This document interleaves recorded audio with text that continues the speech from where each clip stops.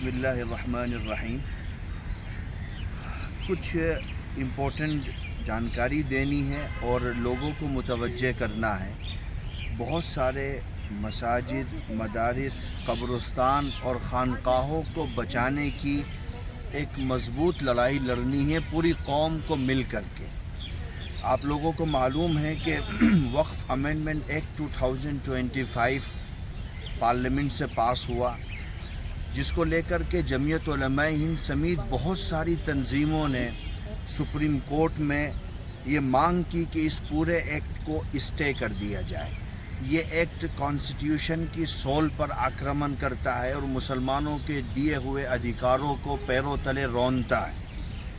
لیکن supreme court نے پورے ایکٹ کو اسٹے نہیں کیا، بلکہ اس کے کچھ پراودھانوں پر روک لگا دی اور انٹرم آرڈر ہوا 15 سپٹمبر 2025 کو. سپریم کورٹ نے مسلم پریکٹسنگ کی جو بات ایکٹ میں کی گئی تھی کہ 5 سال کا مسلم پریکٹسنگ ہونی چاہیے تب وقف کرنے کے سلسلے میں ادھیکرت ہوگا، اس کو اسٹے کر دیا.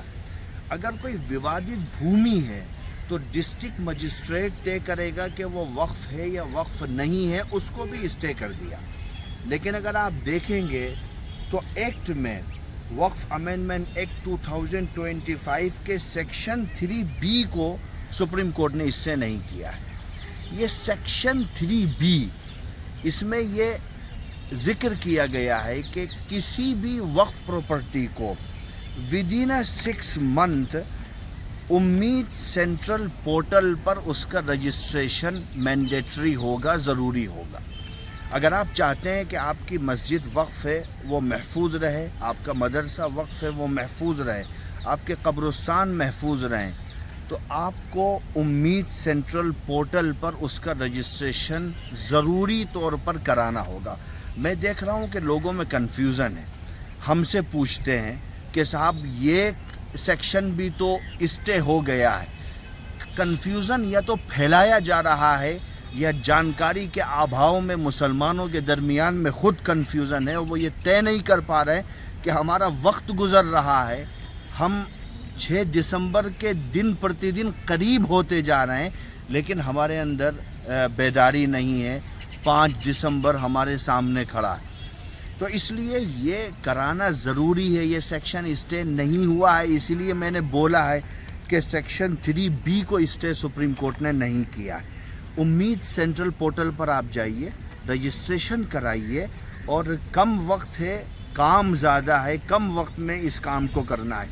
آپ جائیں گے تو اس میں چند چیزوں کے بارے میں آپ سے جانکاری مانگی جائے گی. وقف پراپرٹی پر آپ کا کب سے ہولڈ ہے، آپ کے قبضے میں کب سے ہے، اس کی باؤنڈری کے بارے میں آپ سے سوال کیا جائے گا. وقف کس نے کیا، کب وقف کیا، کس طریقے سے وقف کیا، اس کی جانکاری مانگی جائے گی. اگر وقف نامہ ہے تو اس کے بارے میں سوال کیا جائے گا. خسرہ خطونی کے بارے میں سوال ہوگا. اگر پراپرٹی سے متعلق کوئی کیس چل رہا ہے تو اس کے بارے میں جانکاری مانگی جائے گی. میں نے کچھ کلوز کی ویاخیا کی ہے، لیکن ہم کو جاگرک ہو کر کے اس ٹائم پیریڈ کے اندر اپنا رجسٹریشن امید سینٹرل پورٹل پر کرا لینا ہے.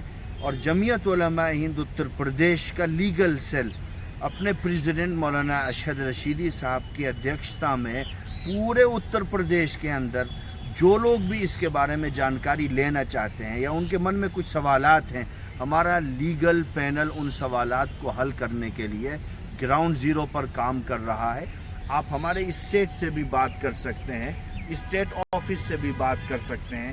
لیکن آخر میں میری یہ اپیل ہے اور امید کے ساتھ میں کہ اب ہم غفلت سے باہر نکلیں گے اور وقت رہتے ہوئے اپنی پراپرٹی کا امید سینٹرل پورٹل پر رجسٹریشن کرا دیں گے.